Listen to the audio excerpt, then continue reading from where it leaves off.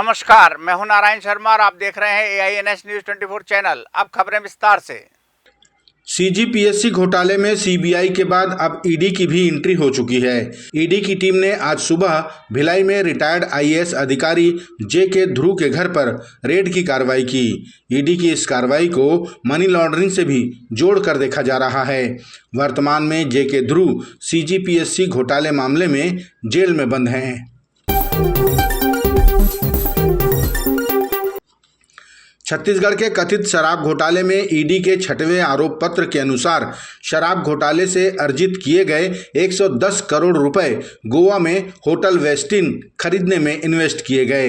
ये रकम पूर्व मुख्यमंत्री भूपेश बघेल के बेटे चैतन्य बघेल द्वारा भेजे जाने का उल्लेख है। इस बात का खुलासा किया भारतीय जनता पार्टी के प्रवक्ता नलनेश ठोकने ने। उन्होंने कहा कि इस मामले में पूर्व मुख्यमंत्री का मौन रहना ही इसकी सच्चाई बयां करता है। ठोकने ने यह भी कहा कि छत्तीसगढ़ की भोली भाली जनता को शराबबंदी का झांसा देकर सत्ता में आई कांग्रेस ने ये सोचकर शराब घोटाला किया कि अब प्रदेश में भाजपा की सरकार कभी नहीं आएगी। लेकिन अब समय बदल चुका है, जांच हो रही है तो सब खुलासे भी हो रहे हैं। जो हमारा आरोप था कि छत्तीसगढ़ में शराब घोटाला, कोयला घोटाला, रेत घोटाला, CPSC घोटाला, क्या क्या घोटाला छत्तीसगढ़ में कांग्रेस पार्टी जिसके मुख्यमंत्री भूपेश बघेल थे जिन्होंने नहीं किया। हम जब भी प्रश्न उठाते थे कि हमारी सरकार आएगी हम इन भ्रष्टाचारियों को उल्टा लटकाएंगे, जो हमारे गृह मंत्री, केंद्रीय गृह मंत्री जी ने भी कहा था।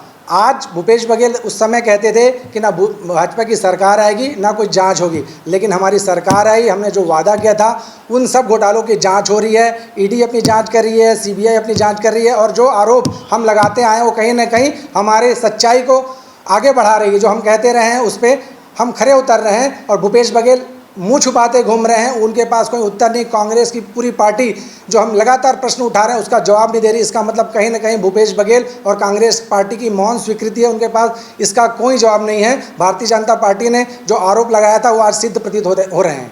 भाजपा के आरोपों को निराधार बताते हुए कांग्रेस के प्रवक्ता सुशील आनंद शुक्ला ने कहा कि ED शुरू से ही कांग्रेस नेताओं की छवि खराब करने में लगी है। उन्होंने कहा कि गोवा के जिस होटल का जिक्र किया जा रहा है उसका कोई प्रमाण नहीं है।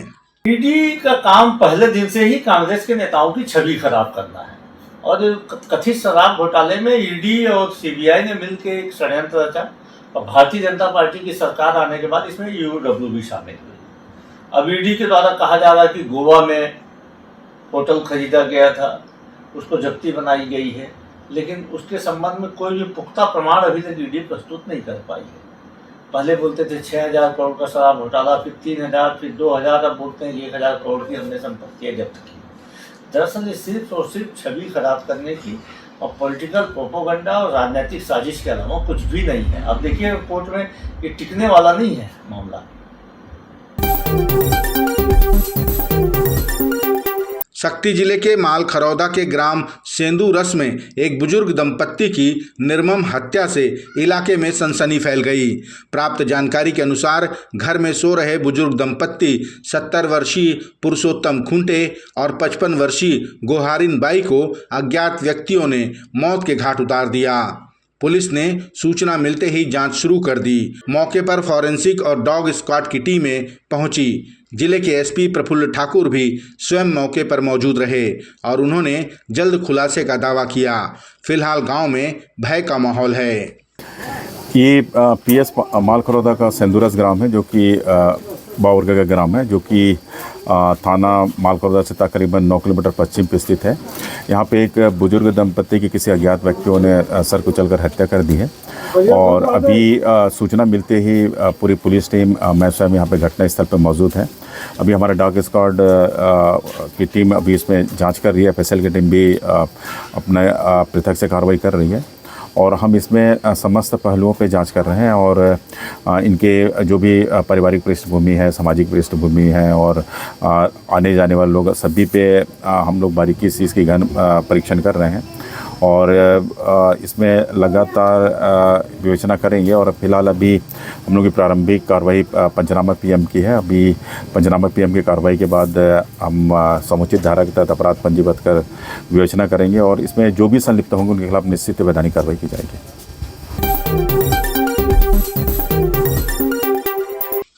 रायपुर शहर में साफ सफाई को लेकर नगर निगम द्वारा यूजर्स चार्ज बढ़ाने का निर्णय लिए जाने का विरोध कांग्रेस पार्टी ने किया। जिला कांग्रेस कमेटी ने यूजर्स चार्ज में बढ़ोतरी के विरोध में प्रदर्शन किया और राजपत्र में प्रकाशित प्रति को जलाकर इस निर्णय को वापस लेने की मांग की। डोर टू डोर कचरा कलेक्शन काम बंद है, नालियां साफ नहीं हो रही, सड़क साफ नहीं हो रहे, तमाम प्रकार के लोग सफाई को लेकर परेशान हैं और सफाई का यूजर चार्ज सरकार अभी बढ़ा रही है, लागू कर रही है, तमाम परेशानियां लोग झेल रहे हैं। ऐसे समय में सरकार को लोगों को मदद करना चाहिए, रियायत देना चाहिए, सब्सिडी देना चाहिए, वो छोड़कर अधिभार देना, बोझ बढ़ाना, आर्थिक बोझ बढ़ाना, ये काम जो सरकार कर रही है उसका खिलाफत करने के लिए कांग्रेस पार्टी यहाँ पर आई है। इस राजपत्र के आधार पे ये लोग ये कर रहे हैं। हम इसको जलाकर, इनकी प्रतियां जलाकर हम विरोध कर रहे हैं। हम चाहते हैं शासन इसको वापस ले। इसमें कहीं ना कहीं महापौर की सहमति होगी, विधायकों की सहमति होगी, रायपुर के चारों शहर के विधायक हैं उनकी सहमति होगी, सांसद की सहमति होगी। सरकार तभी ऐसी चीजें लागू करती है और लगातार जब भाजपा की सरकार आई है तब लोगों को पहले 720 रुपए टैक्स लगता था जलकर 2400 करने का काम यही राजेश मूणत जी और बृजमोहन अग्रवाल जी ने किया था। समेकित कर लगाकर लोगों के ऊपर 600 रुपए का अधिभार यही सरकार ने किया। आज फिर ये वही लोग काम कर रहे हैं, यूजर चार्ज के नाम से अत्याचार करने का काम कर रहे हैं। इसका विरोध हम लोग कर रहे हैं। कांग्रेस नेताओं ने कहा कि केंद्र सरकार और राज्य सरकार की महंगाई की मार क्या कम थी, जो बची खुची कसर शहरी सरकार निकाल रही है। एक तरफ साफ सफाई का हाल बेहाल है, कर्मचारी हड़ताल करने पर मजबूर हैं और नगर निगम यूजर चार्ज बढ़ाकर मनमानी करने पर आमादा है। देखिए, भारतीय जनता पार्टी की ट्रिपल इंजन की सरकार के जो परिषद है और महापौर है, ये रायपुर नगर निगम भगवान भरोसे चल रहा है। पिछले 6 दिन आप देखेंगे कचरा गाड़ी डोर टू डोर नहीं आ रही थी। उसके बाद इन्होंने कचरा कलेक्शन जो डोर टू डोर होता है उसका यूजर चार्ज बढ़ा दिया। अब इन्होंने आज जो पिछले 4 महीने से भुगतान नहीं हुआ, उसके बाद आज सफाई कर्मचारी स्ट्राइक पर चले गए हैं। तो भगवान भरोसे रायपुर नगर निगम में जो जवाबदार पद पर जो लोग हैं वो जवाब देने से बच रहे हैं। क्या इसीलिए लोगों ने ट्रिपल इंजन की सरकार को वोट देकर महापौर बनाया था? ये बड़ा प्रश्न चिन्ह खड़ा होता है। और सबसे महत्वपूर्ण बात, एक आम आदमी को परेशानी में छोड़कर भारतीय जनता पार्टी के लोग मजे कर रहे हैं।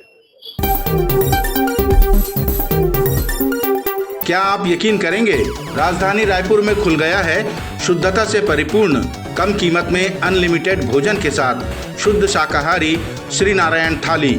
जी हाँ, यहाँ आपको मिलता है मात्र 170 रुपए में ऐसा स्वादिष्ट भोजन जिसका स्वाद आप कभी नहीं भूल पाएंगे। श्री नारायण थाली में आपको मिलती है 3 सब्जियाँ, दाल, कढ़ी, रायता, सलाद, पापड़, चावल, ढोकला, 2 प्रकार की चटनी, मीसी रोटी और गर्मा गर्म तावा रोटी, जितनी आप खा सकें। साथ में गुलाब जामुन भी। तो एक बार जरूर आइए और अपने परिवार के साथ शुद्ध भोजन का स्वाद चखिए। हमारे यहाँ जैन थाली भी उपलब्ध है। श्री नारायण थाली शॉप नंबर 75 शुभ कदम के बाजू में सिटी सेंटर मॉल के पास, पंडरी, रायपुर। Phone number 9009474545। छत्तीसगढ़ के गौरेला पेंड्रा मरवाही में साप्ताहिक बाजार के दौरान 26 मई को हुए सराफा व्यापारी की हत्या और लूट का पर्दाफाश आखिरकार पुलिस ने कर लिया। जांच में खुलासा हुआ कि पूरी वारदात का मास्टरमाइंड खुशीराम साहू थाना सीपत बिलासपुर का है। उसने अपने भतीजे राजाराम साहू और बिहार झारखंड के परिचित राहुल के साथ मिलकर लूट की साजिश रची थी। पुलिस ने आरोपियों के पास से एक देशी कट्टा, 2 जिंदा कारतूस, लूटे गए आभूषण और वारदात में इस्तेमाल किए गए 3 मोबाइल फ़ोन बरामद किए हैं। अन्य 3 फरार आरोपियों की तलाश में पुलिस की टीमें बिहार और झारखंड भेजी गई हैं। जो इनसे बातचीत में समझ में आया है, क्योंकि अभी जो लुटेरे पकड़े जाएंगे उनका एग्जैक्ट जिसने गोली चलाई है उसका क्या उद्देश्य था, परंतु प्रथम दृष्टया जो इनसे बातचीत में समझ में आया है, इनका उद्देश्य लूट करने का ही था।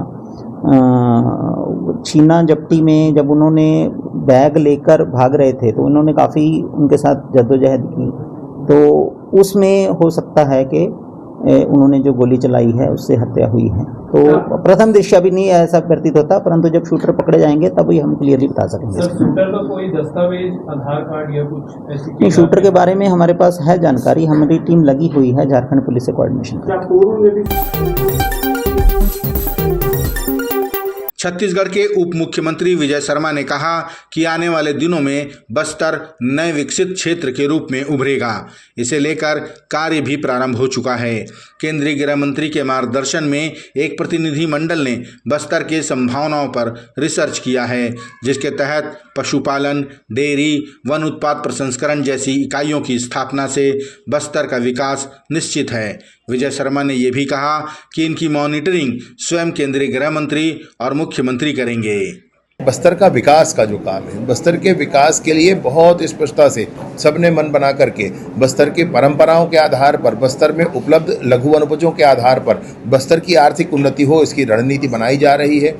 बहुत अच्छी योजना माननीय केंद्रीय गृह मंत्री जी ने अभी नेशनल इंस्टीट्यूट ऑफ डिज़ाइन के लोगों को भेजा था, उसके डायरेक्टर स्वयं आए थे। उन्होंने अनेक दिनों तक बस्तर में घूमकर सारे विषयों को देखा है, समझा है। डिज़ाइन मीन्स ये साइट डिज़ाइन, बिल्डिंग डिज़ाइन नहीं है भाई।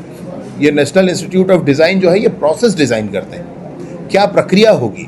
लघु वनोपजों पर उन्होंने काफ़ी काम किया है और दूसरे भी क्या क्या चीज़ें हो सकती हैं, क्या पशुपालन हो सकता है क्या, और क्या क्या हो सकते हैं वहाँ पर, इस पर काम किया है। तो बहुत जल्द ही बस्तर का नया स्वरूप दिखेगा, बस्तर के अपनी क्षमताओं के आधार पर दिखेगा। दूरदर्शन केंद्र रायपुर में आयोजित मुख्यमंत्री किसान संवाद कार्यक्रम में मुख्यमंत्री ने लखपति दीदियों, नैनो खाद और डीएपी उपयोगकर्ता किसानों और उद्यानिकी खेती से जुड़े किसानों से संवाद किया। मुख्यमंत्री ने कहा कि इस सार्थक चर्चा के प्रसारण का लाभ हमारे प्रदेश के किसान परिवारों को अवश्य मिलेगा। दूरदर्शन केंद्र में मुख्यमंत्री किसान संवाद कार्यक्रम का आयोजन था। इसमें मुख्यमंत्री के नाते हमने यहाँ पर जो लखपति दीदी हैं, जो ड्रोन और कई तरह से लखपति बनी हैं, वो उपस्थित हुई थी। हमारे नैनो यूरिया, नैनो डीएपी हमारे देश में जो क्राइसिस आया, इससे पहले से उसका लाभ को जानते हुए इस्तेमाल कर रहे हैं। ऐसे किसान भी यहाँ पर आए थे और उद्यानिकी के क्षेत्र में भी कई तरह के आम के और ड्रैगन फ्रूट और कई तरह के मतलब फल उत्पादन करके अपना आर्थिक आय बढ़ा रहे हैं। फिर आपका मत्स्य पालन के क्षेत्र में भी हमारे जो किसान अच्छा काम कर रहे थे, सभी किसान भाई बहनों से आज मुलाकात हुई है, उनसे अच्छा संवाद हुआ है और निश्चित रूप से इसका लाभ हमारे प्रदेश के बेटा बेटियों को भी होने वाला है। राजनांदगांव के स्पीकर हाउस में विधानसभा अध्यक्ष डॉक्टर रमन सिंह ने 252 दिव्यांग हितग्राहियों को 73 लाख से ज्यादा के सहायक उपकरण वितरित किए, जिनमें 113 motorised tricycle, 69 tricycle, 49 wheelchair, Baisakhi और वॉकिंग स्टिक समेत कई जरूरी उपकरण शामिल रहे। विधानसभा अध्यक्ष ने इस मौके पर कहा कि agriculture insurance company of India limited के प्रयासों से दिव्यांगजनों के चेहरे पर मुस्कान आई। इसके लिए मैं उन्हें धन्यवाद देता हूं। इन उपकरणों की मदद से दिव्यांगजन अब आत्मनिर्भर बन सकेंगे और अपने परिवार की मदद भी कर सकेंगे।